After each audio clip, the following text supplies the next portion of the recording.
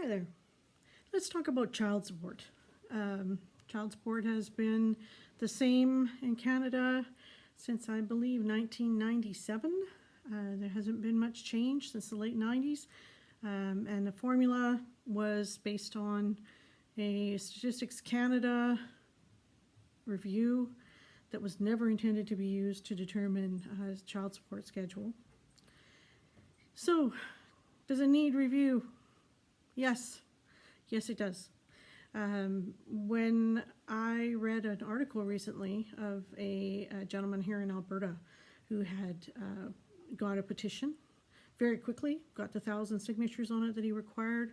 His MP, Michael Cooper, is bringing it forward to the federal government to say that child support should be reviewed because, as he breaks it down, Mr. Anderson, who brought the petition forward, as he breaks it down, it's not a fair system.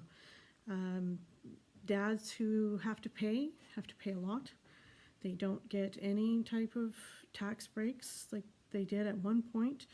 And child support has turned into big business for single moms. In fact, if you aren't aware, a woman can be receiving child support for one child from 2, maybe even 3 daddies if she plays her game right. It's also an incentive to ramp up the conflict in family law, in my opinion, because you have typically mothers fighting to keep dad from having at least 40%, if not 50%, of the parenting of the children, just so that she can have maximum child support. Because once you get over that 40% threshold, there's a potential to look at having some set off for the costs of the children being in 2 homes essentially the same amount of time. I see this all the time. Moms fighting hard to keep that money coming in. Now, is child support enough to completely support a child? No.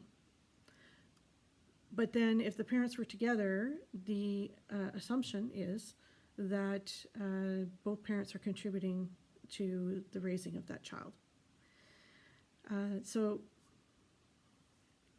is it a question of fairness? I don't really think so. You get some dads who have more than 2 children, maybe 3 children, 4 children, 5 children, 1 ex-wife, 2 ex-wives, and they are spending a substantial amount of their income on child support. So I was very happy to see that this petition had gone forward and that it was being carried to the federal government. My concern is that it's coming from an Alberta MP and therefore will be tossed into the bottom drawer and forgotten about. What I would like to see, and if you know of anyone across the provinces and territories of Canada who would be willing to do it, I'd like to see more petitions. I'd like to see petitions coming from everywhere in Canada saying, let's take a look at child support. Let's take a look at the formula. How is it used? Are child tax benefits being accounted for? Are parents of equal income, is one parent paying more than the other?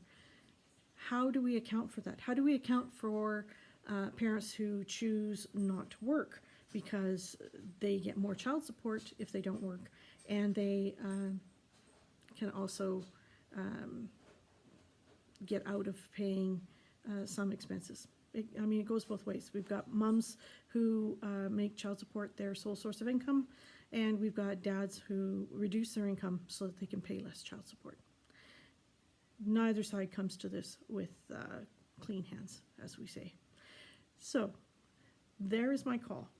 If you are in another province, territory, even here in Alberta, start a petition asking that the federal child support guidelines be reviewed by the federal government, and let's see where it goes. Thank you in advance. As a family law lawyer, I'd like to see child support made less of an incentive in a parenting battle and more a case of fairness to both parents and fairness to the children, because we're not going to have parents fighting over parenting time so that they can get more child support. Have a great day.